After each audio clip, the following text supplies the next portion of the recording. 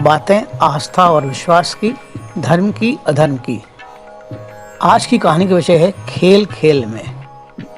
दोस्तों, आज सबसे पहले अंग्रेजी नववर्ष की आप सभी को ढेर सारी शुभकामनाएं। ईश्वर आपके विश्वास और आपकी आस्था को यूं ही बरकरार रखते हुए आपकी सभी मनोकामनाओं को जो पिछले अंग्रेजी वर्ष में पूरी नहीं हो सकी उन्हें पूरा करे। तो आज की कहानी शुरू करते हैं। आशा करता हूँ हमारी आज की कहानी अपने उद्देश्य में खरी उतरेगी। स्कूल की सभी कक्षाओं में किसी न किसी विषय की पढ़ाई चल रही थी।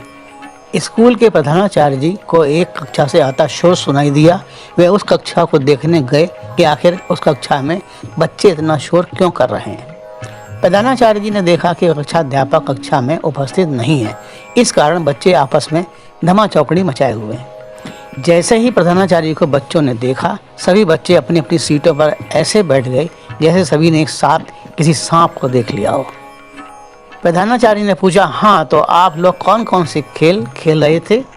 सभी बच्चे चुप। प्रधानाचार्य जी ने पुनः पूछा, अरे मैं पूछ रहा हूँ कि आप लोग कौन कौन सा खेल खेल रहे थे? क्यों ना आज हम भी आप लोगों के साथ कोई खेल खेलूं, हमारे साथ खेलेंगे ना?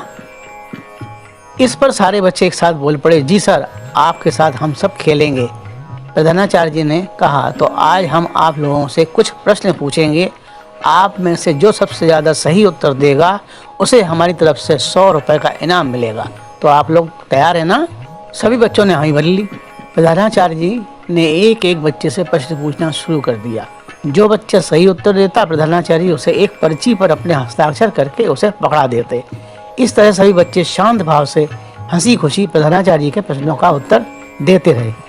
जब पीरियड समाप्त होने को आया तब प्रधानाचार्य ने उन सभी बच्चों से जिनके पास सही उत्तरों वाली पर्चियां थीं अलग अलग गिनने को कहा। सबसे ज़्यादा सही उत्तर देने वालों में कपिल नाम का बच्चा था। उसके पास 16 पर्चियां थीं।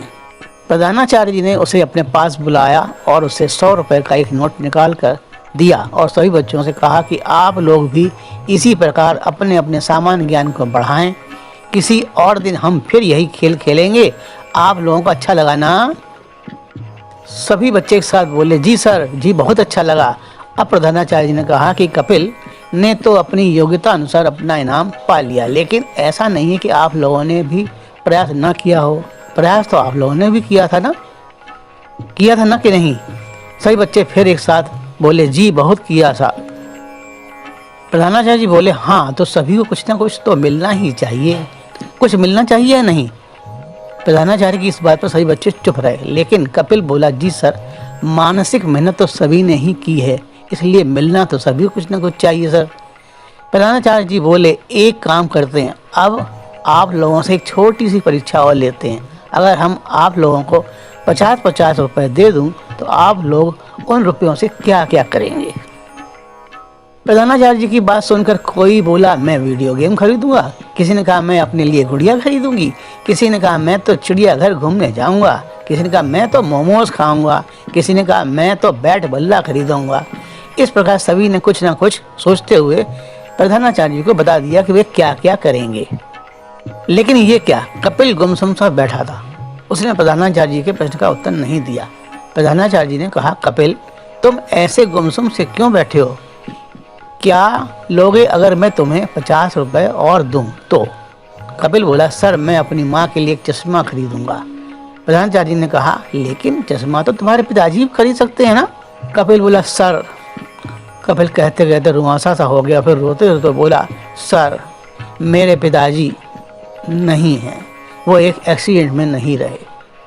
मेरी माँ लोगों के कपड़े सिलती है, साड़ियों में फाल लगाती है, लेकिन उन्हें ठीक से दिखाई नहीं पड़ता, जिस कारण अक्सर उनके हाथ में सुई चुभ जाती है।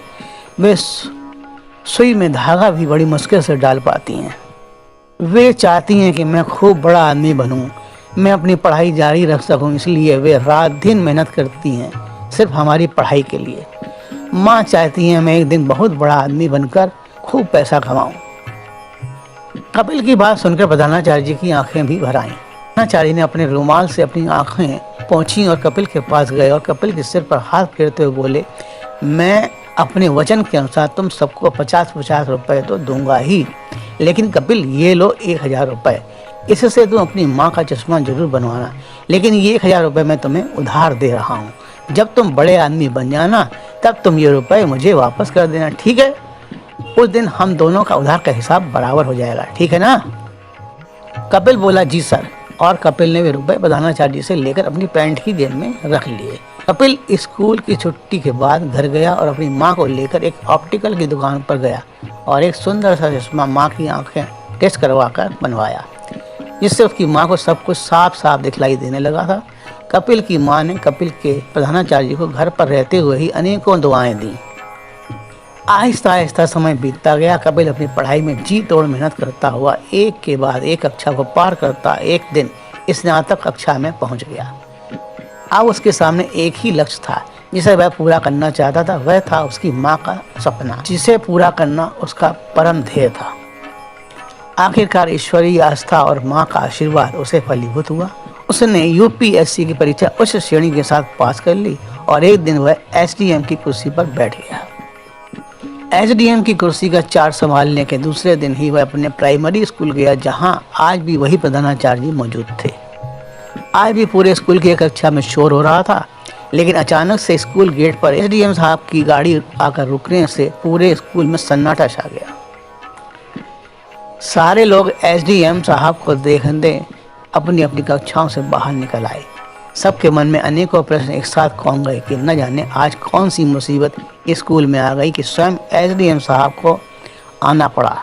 लेकिन ये क्या, एसडीएम साहब सीधे प्रधानाचार्य जी के सामने गए और उनके चरण स्पर्श करते हुए अपनी जेब से 1000 रुपये निकाल कर प्रधानाचार्य जी को देते हुए बोले, सर मैं हम दोनों का उधार का हिसाब बराबर करने आया हूँ। एसडीएम की बात सुनकर प्रधानाचार्य की आंखों में अनायासी आंसू आ गए और वह उसके सिर पर हाथ फेरते हुए को बोले, कपिल। जी सर, मैं कपिल आपकी दी हुई रकम अपने वादे के अनुसार आपको वापस लौटाने आया हूँ सर। इतना सुनते ही प्रधानाचार्य ने कपिल एसडीएम को अपने सीने से लगा लिया और बोले, मैं तो शायद भूल ही गया था, लेकिन तुम्हारी करुण आवाज़ सुनकर सब कुछ एक चलचित्र की तरह मेरी आंखों के सामने से गुजर रहा है। ईश्वर ने तुम्हारी माँ और तुम्हारी मेहनत का फल तुम्हें प्रदान किया, यह जानकर मैं गदगद हो रहा हूँ। सारे स्कूल का स्टाफ और सभी बच्चे प्रधानाचार्य और एसडीएम कपिल का यह दृश्य देखकर आंखों ही आंखों में प्रफुल्लित हो रहे थे।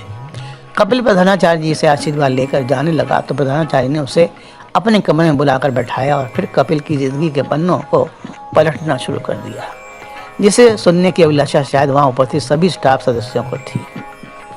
दोस्तों, कहानी का आशय यही कि अगर आप में पूर्ण लगन है और आपकी ईश्वर के प्रति पूर्ण आस्था और विश्वास है तो एक ना एक दिन आप अपने लक्ष्य को जरूर प्राप्त होते हैं। मेहनत करना आपका फर्ज है, फल तो वह निश्चित ही देता है, चाहे कुछ देर से ही भले दे, लेकिन देता जरूर है, यह निश्चित है और यही विधि का विधान भी है।